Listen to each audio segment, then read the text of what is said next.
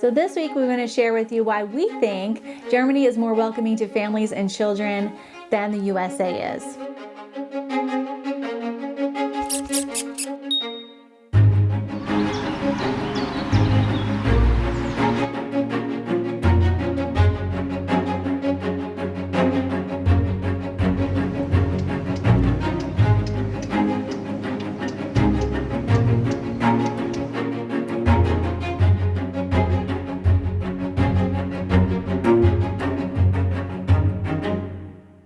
So hey everybody! Servus! Servus! Ciao! Welcome back to our channel. We are the McFalls, a family of 6 with 4 kids. A cat and a hamster. Very important, the pets. The pets are well loved in this family. Yes.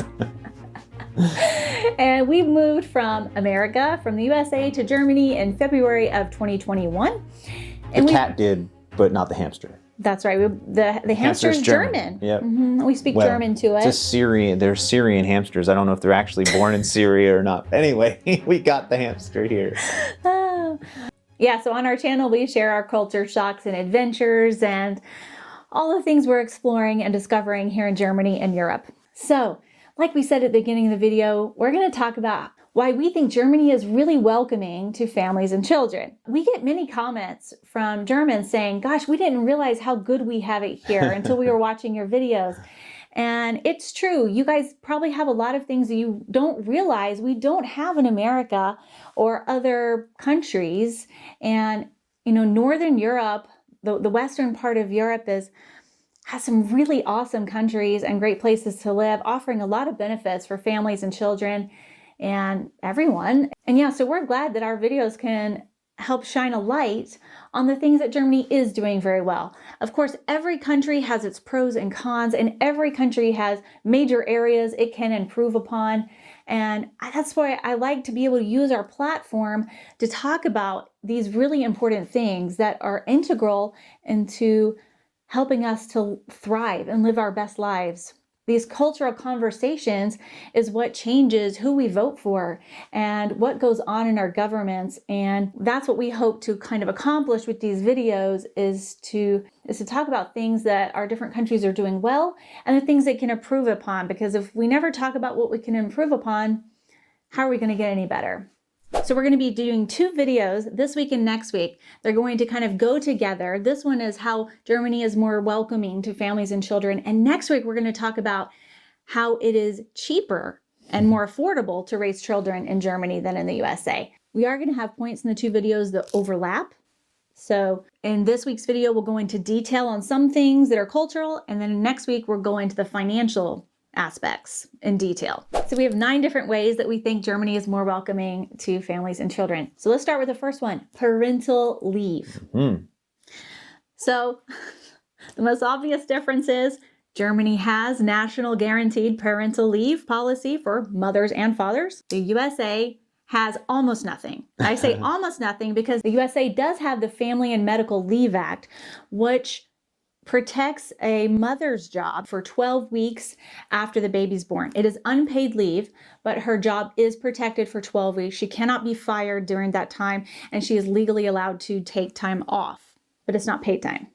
And what's interesting is we're talking about what the laws are and what is required by law. And in America, there's many companies that do offer leave. Yes. I mean, for example, the companies I've worked with, my current company is American, and for my American colleagues, I see a lot of them are they do take family leave, both the father and the mother. So it does depend on the company, you know, but I've always worked for very good companies with very good healthcare benefits. And I've been fortunate to have a fair amount of money in my salary compared to most people.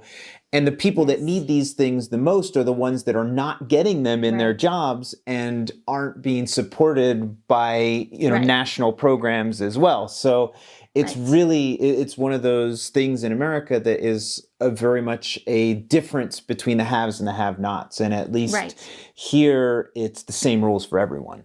Yes. It's more equitable. It's more fair here. Yeah, so for the privileged people like us, I mean, let's call it what it is. We're white. We're privileged in America and everywhere in Europe. And so, yeah, we got all the benefits. And we had nice lives. We had great health insurance. We had good paternal leave, all of that. Now, for me personally, growing up in a country where there isn't a national policy for especially mothers to get paid maternal leave, I grew up with the idea that once you become an adult, once you get married and have children, you just become a mom. That's what I'd seen so many women in my circles do. And of course, we did come from what's called the Bible Belt of America, where everything's more culturally conservative. The woman, the mom does stay home more in that part of the country than in other parts of the country. So it does vary around the country.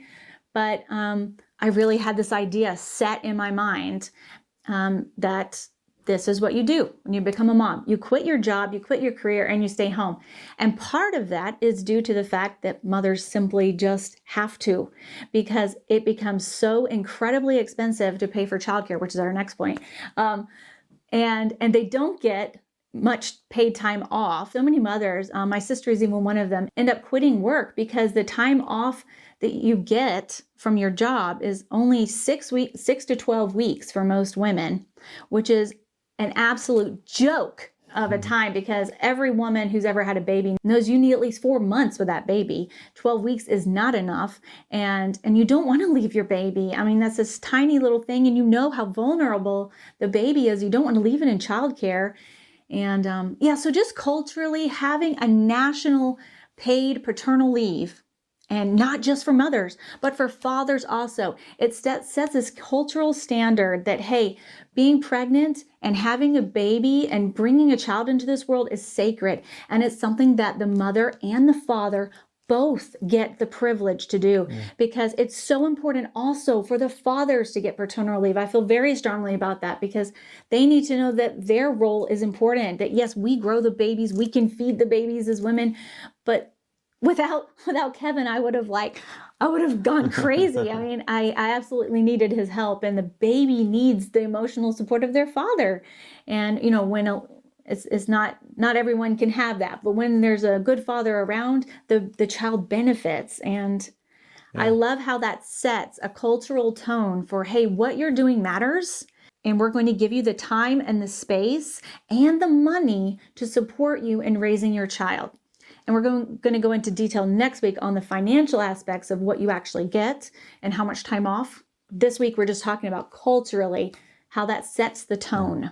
By law, the father and the mother can both get it, but I'm not entirely sure that culturally everyone is thinking of it equally. I wonder if sort of what in Germany or anywhere that offers it. At least when I lived in Sweden, I found that an overwhelming majority of the paternal leave got scheduled in November. Wait for it. Wait for it. Wait for it. Wait for it. That was moose hunting season. So the fathers would take their paternity leave so that they could go moose hunting. So you're not going to go hunting while I'm home with the baby all night long.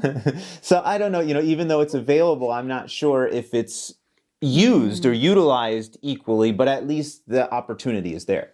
Yeah, let us know in the comments below, Germans, especially you who are dads. Did you take your paternal leave, or did you go moose hunting? No, you didn't go moose hunting in Germany. Did you go what? Fox hunting? I don't know. They go hunting for you? I'm not sure. And another whole part that we can maybe get into it in another video is how having paternal leave reduces infant and maternal mortality rates by a lot. Norway was one of the first countries that had offered this in the 70s. And they did a study back then on how infant and maternal mortality rates dropped when a national guaranteed paid maternal leave was offered. In an article from Reuters, it says, paid leave is connected to a range of health benefits for mothers and babies, including reduced rates of postpartum depression, more breastfeeding, and increased follow-through with routine infant checkups and immunizations, previous research has shown. Fathers, too, stand to gain, with some research suggesting they develop stronger bonds with their children when they're paid to stay home. So it has great benefits that ripple out to all of society, because when the family can start on the right foot, when the family can be together, when the mother especially has the support she needs and knows my job is not in danger, I can go back to my career, I can still be who I am, and add a child into my life. I don't have to quit everything I love and everything I know to raise my child. Children are a beautiful addition to the family instead of sort of an inconvenience, which you can feel like that. I did as a mother. I'm not saying all mothers in the US do, but I did because I like to work and I wanted a career. So then children sort of feel like an inconvenience instead of this beautiful addition that they should feel like. And so the ripple effects out into society are great when the family can start off on the right foot and start off healthy and strong. Then you're setting up your entire society for success, because so much of what happens that goes wrong in society, it starts in childhood, and it starts in early childhood, but childhood neglect and abuse and all of that. And if we can reduce all of that, you are benefiting everyone, including the rich. Everyone benefits. So I feel very strongly about paternal leave. And I think it's such a big shame that the US doesn't offer it. Okay, so our second point is that childcare is a right protected by German law. I thought this was really cool. I already knew that childcare is much cheaper here in Germany. It's heavily subsidized, but it is cheaper here in Germany than in the USA.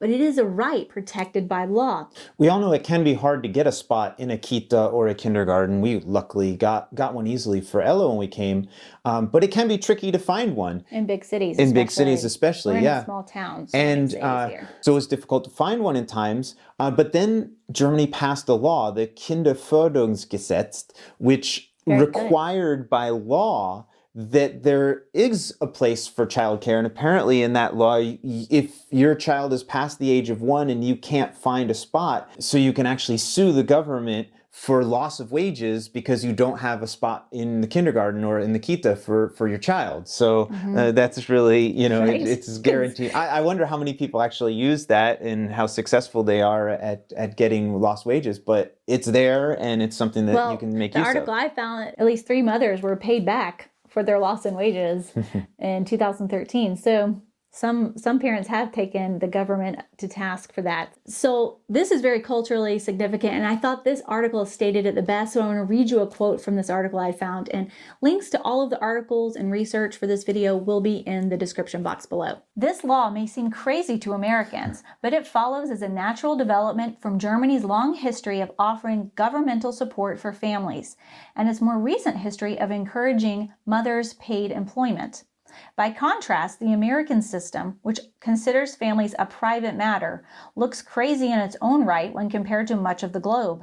The U.S. has some of the most overworked parents, the lowest public commitment to caregiving, and the highest rates of maternal and child poverty of any Western industrialized country. So I kind of think that quote sums it up. Yeah, pretty much. Don't really need to add any more to that. And one thing for Americans to know is this childcare system is decentralized. It doesn't come from the German federal office. It varies by region and by Bundesländer, which are the states. So it is a decentralized system, and they can work within, the confines of their own region and serve the needs of the people in their own communities, which is really great. Then another really significant thing that Germany does for families with children is the Kindergeld, very famous, that, for every child that you have, they know that it's very expensive to raise children. So you get money every month. It's over 200 euros per child, and to help pay for, whatever the needs of the children are. And so Food, and food. Yeah, food, especially once they get over the age of 10 or 11, yeah. School supplies. Yeah. Lots of school supplies. And so... shoes. Yeah. And so, in America, if you say, oh, we're going to give money to kids... to families that have kids, oh, well, that's just going to people are just going to go out and have children to get the money. Yes, that's the and belief. It's like, or they'll use it to buy drugs and alcohol. Which I guess some people probably do that in Germany too, but maybe. It's important. And Kindergeld is also given no matter your financial situation or income. It is the same across the board for everyone. Yeah, sure. So our fourth point is that you get a lot of reduction in prices when you have children, both in health insurance and at amusement parks, museums, Schwimmbads, the pools, the community pools, adventure parks, the Kletterwalds, which are like the climbing. Yeah. I mean, just everything has pretty much family ticket. a family ticket or a great reduction in children's prices. Sometimes even children are free. They are often the youngest ones, like going to ski resort, they're free. I don't know. I've never really been out to Colorado. I never really skied in America with kids, so I don't know if they're free out there. But under 6, they're free here. Deutsche Bahn also. Yeah, which is a big deal. You can ride the train for the free. Region, at least in the region around here, when we go to the closer, bigger city, it's free for the kids. We know for sure that children ages 12 and under are free on Deutsche Bahn, the regional train, but it may go up even higher. We're not quite sure. Older kids too, yeah. And I mean, sure, in America there always is an adult price and a kid price. But I don't remember very much of like the family ticket. Like we went to the Schwimmbad yesterday and it was the parents and all of their children for the same price. So it didn't matter if you had 10 children or 2 children, the family price was the same. Yeah. And so, Really nice. for us, that really pays off. Going to the dentist, all the dental work is included for the kids. And even the eye doctor, what is it? I think you get the lenses are free. And you have to buy the frames. And so, if you have frames and you need new lenses, then they'll switch, they'll pay for another better prescription of lenses and you put them in your frames that you have. And so they make it very affordable for people that might not have the money, to be able to support their children with healthcare and all these other fun things that you can go do. It's just really easy to go and do things as a family. Mm-hmm. And so in that sense, you feel more welcomed as a family instead of like, oh, we can't participate in this because it's just way too expensive. Yeah. And lower income families in America don't get to participate in as many fun things. And I would say for them, doing fun things together as a family is even more important than for families like us, middle class and above, because they have more stress and more trauma and more difficulties, and they need that fun time more than anyone else does. I also noticed that prices across the board to get into museums, to get into all these different attractions for families and children, the prices are just cheaper. Much more reasonable here. Yeah, they're reasonable instead of like, oh my God, you're trying to price gouge all of us. You're trying to make as much money off of us as you possibly can, instead of, wow, this is a fair price. And we notice prices are just more fair here. So our 5th point is that cities, towns, and even tiny villages are often walkable, bikeable places. Well, this is very welcoming to children because they can't drive yet. So they are able to be independent and to get around on their own. We've sent our boys to the grocery store when they need, a pen for school or paper, or they want to use their own money to buy candy or a snack or something. And they can just run down to the store themselves and get it. And in the US, that was unthinkable. They would die on the way there because the only way to get to the grocery store was on a highway. And it's not like that for absolutely everyone, but there was no way our children could take themselves to the local supermarket. And our kids can even we've mentioned in so many videos how we can walk to so many places in our town. In our Dorf, it's a tiny village, but we have an eye doctor. The kids have stopped by there on the way home from school and their glasses are all wonky, and she fixes them. And she tells us specifically, tell your children. Make sure you send them by when he comes back from school tomorrow. Send him by so I can adjust his glasses. And she even says, I see Griffin going home on his bicycle, and I saw his glasses were sliding down his nose. He needs to come in and get his glasses adjusted. And it's just great because I don't feel like we're raising our children all by ourselves. Which is the next point. There's such a strong sense of community here, which used to be the case in the USA, and it's just not anymore. And I think they're really missing out on that. And many Americans complain and wish that community aspect would come back. When you know the community is also looking out for your children, you don't feel like you're doing it all alone, and you feel like your children are safer. I know our neighbors out here, you can even see them looking out their windows. When children are walking home from school or playing in the road, they'll come and look out their windows. They'll come and stand at the doors. And as an American, at first you can be like, culturally, it's kind of it is a culture shock because you're like, why are you bothering? Stalking my child? Yes. You're like all up in my business, like get out of my business, But once you understand that, hey, this lady, this nice sweet Oma is also helping me watch the kids and help keep them safe from cars. Why should I be upset about this? This makes my job easier. I don't have to be constantly watching out for them. I can let even Ella, who's only 5, ride her bicycle down the street without me, because I know that there's neighbors along the way who know us and are keeping an eye out for her. It feels so good to know that.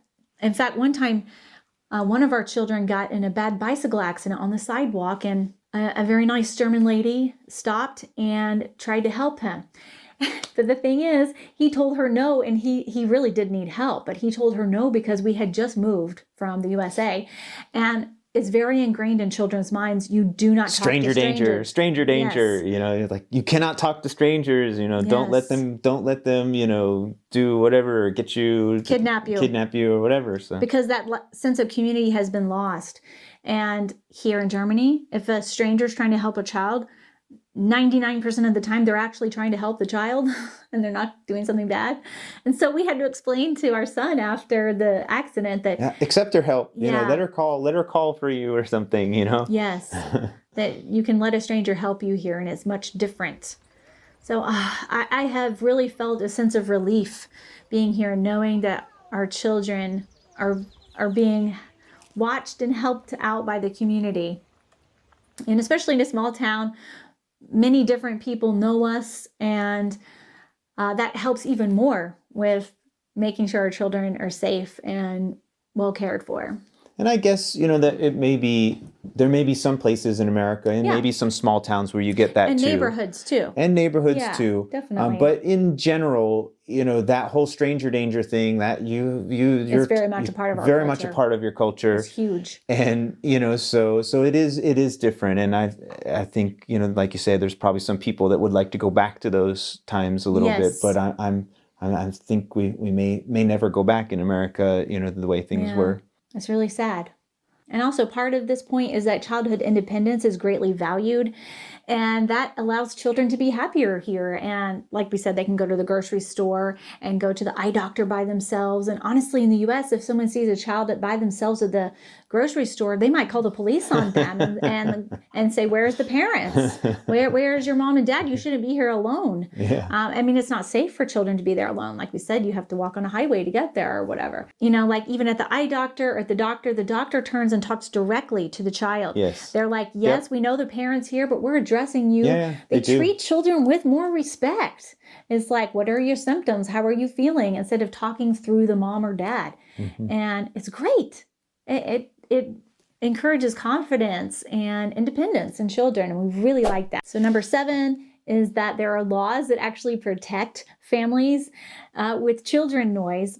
You know, if you think about it, there's 88 million people crammed into the space of about Montana. So noises have to be controlled, you know, in places like Europe. It's much different than in America. That's not necessary so much there because everyone's so spread out. But here in Europe, you know, people are very close together. Mm-hmm. So there's a lot more noise control laws. I know it may seem bizarre to Americans, but it is necessary.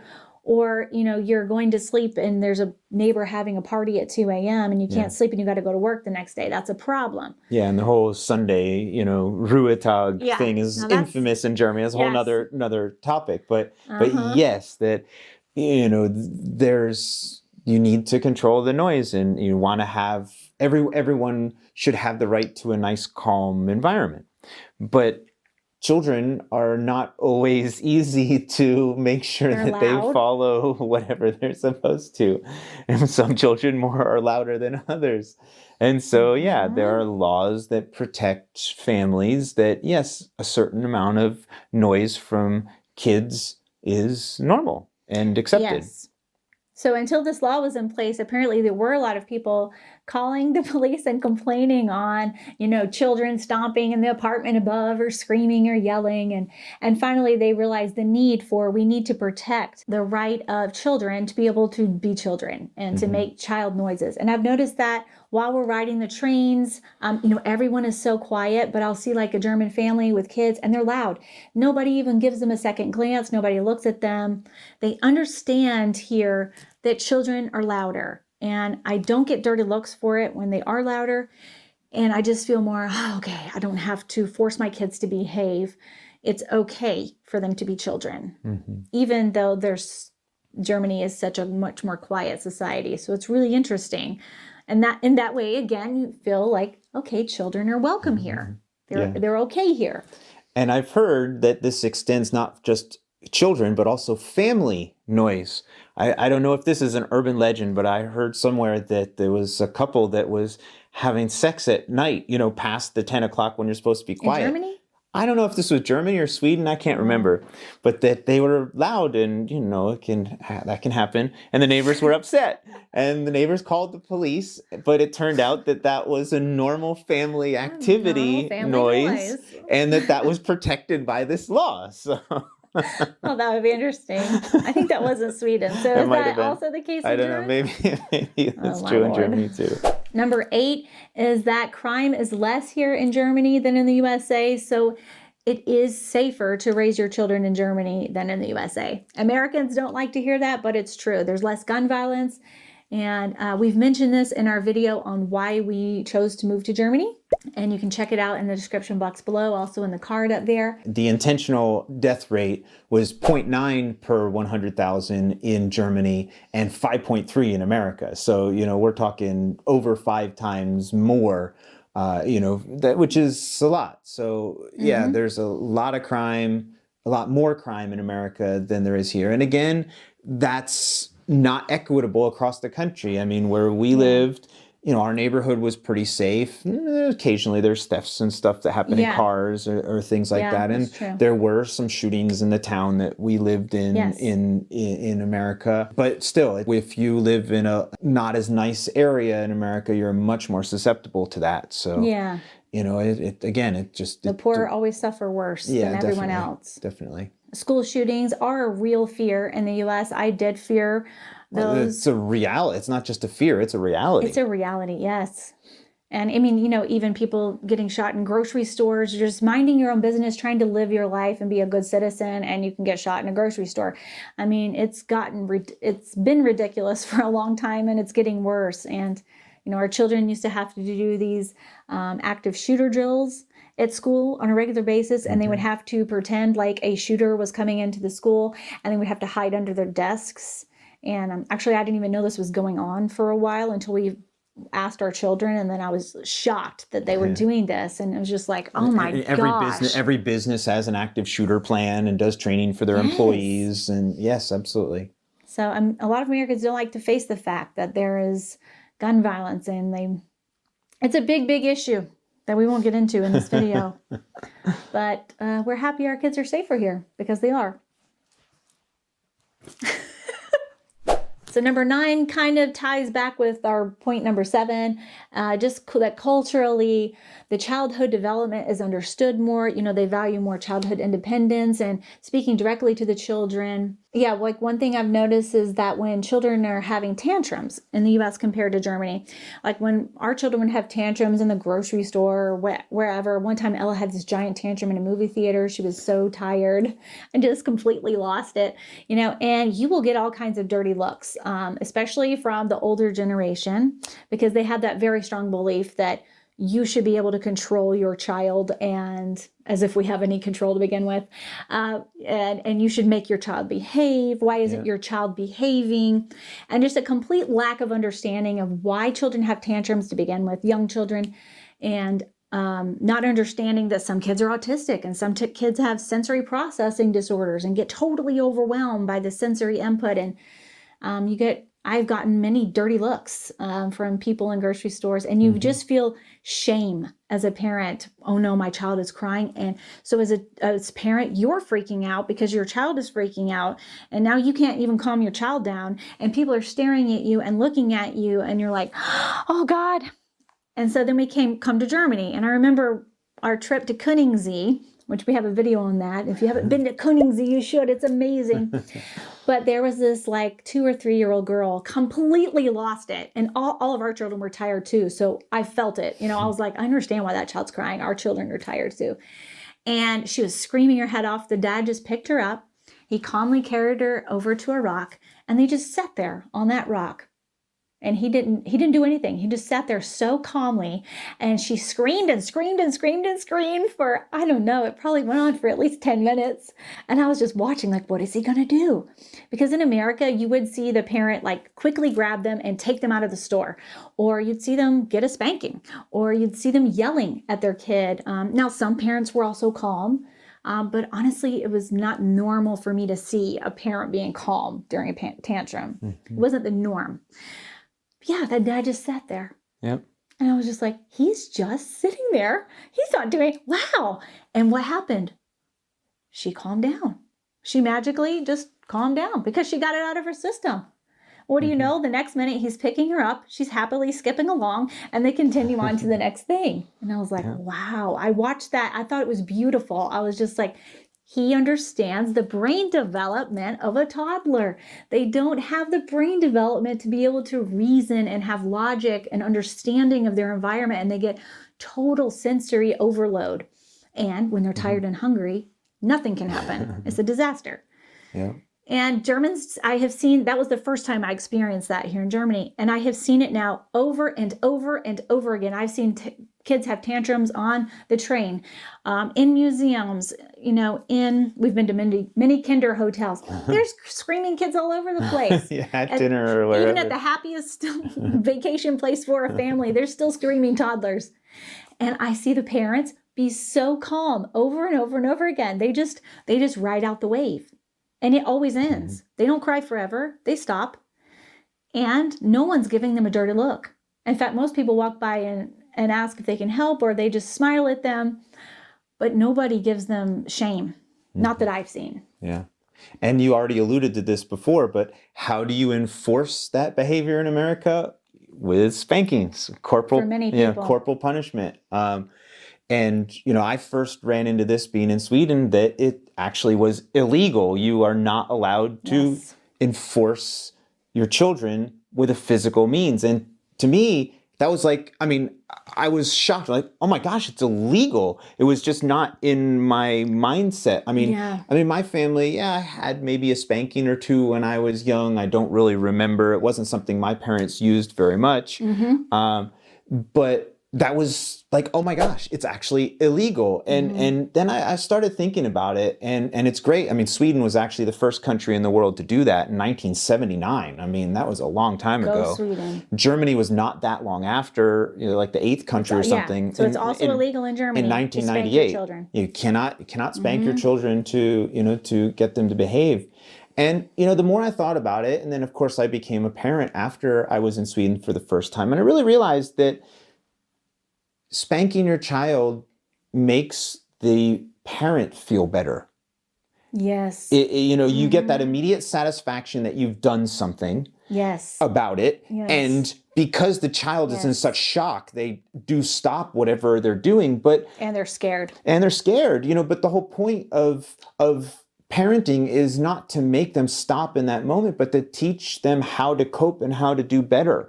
And by spanking them, it's counterproductive to that. Then they just are scared, and they like, oh, well, I'm just going to hit and fight whenever I'm mad or whatever. And then we're shocked when kids hit each other, when they hit us. Why? You hit them. You taught them to hit to begin with. Yes. I'm going to give you a whooping, son. You hear that. They literally talk like that. You hear that all the time. And that's the solution. If you misbehave, you're going to get a whooping. You're going to get the belt, or you're going to get whatever, Because there's a complete ignorance on childhood development and what it emotionally does to that child. And if all you do one quick Google search on the psychological effects of spanking, and there are massive amounts of studies on this. It is well researched. It is not some new concept. It greatly psychologically harms children, and people think, oh, I was spanked and I turned out fine. Well, actually, no, you didn't. You probably have some depression issues. You probably have some anxiety issues. You probably have some self-esteem and self-confidence issues and trouble speaking up for yourself. It can greatly affect you as an adult, where you don't stand up for yourself and you're afraid to use your voice, because your voice, when you used your voice, you were spanked for it. So why would you be confident in using your voice as an adult? It doesn't work. And beyond that, in America, there's actually 19 states in America where it's still legal in schools to punish Literally children makes my stomach hurt. by spanking them. Now, okay, there's 19 where it's legal, but then the question, how often is it used? Okay, now Right. when I was in middle school, you know, I remember, and I lived in Florida, I remember very clearly there were kids that got taken to the principal's office and got spanked. That absolutely happened, you know, when I was And a kid. I never remember that in Georgia. Yeah. In the Bible, deep in the Bible, Yeah. and I never remember kids getting spanked. So I don't know. So then the question is, how many of those 19 states are using it? I did find a research paper that was 10 years old. So this was the 2011-2012 school Okay. year. There were 3 states in America where more than 50% of the schools in that state reported having used corporal punishment in their schools. And there's, you know, a bunch of other schools that had, you know, Georgia was 15% or something like that. So that's 10 years ago. Hopefully things have gotten somewhat better, but I do know it still definitely does happen. I mean, because the children who misbehave in schools are usually the children coming from troubled families where there's an unstable, not wholesome, good environment for them to begin with, where they're already probably getting a hit at home and abused, and then they come to school and yet again they're hit. I mean, come on, how is this child supposed to turn out well? And you're shocked when they end up into crime or drugs or, you know, in a life of poverty. Well, there's a good reason for it. It's the community in which they're raised. And it just makes my stomach hurt to think that goes, I didn't even know that was still going on. And it's not just Europe that has a lot of countries that have banned it. Most all of South America, for example, it's illegal. And some countries in Africa too. How many countries are there? Well, I don't know exactly how many, but it is interesting that of the G7 countries, actually France, Germany, and Japan are the only 3 of the G7 that have outlawed spanking. So many of the wealthiest countries in the world still haven't gotten on board. And I think it even said that like 90% of the children in the world still are in places where it's legal to spank. You know, there's a lot of countries that are trying to move in the better direction. All right, so we got a little deep into opinions and politics here. But I don't know, these are important topics that are, I think, culturally important to discuss. They can make us all improve and help us be better.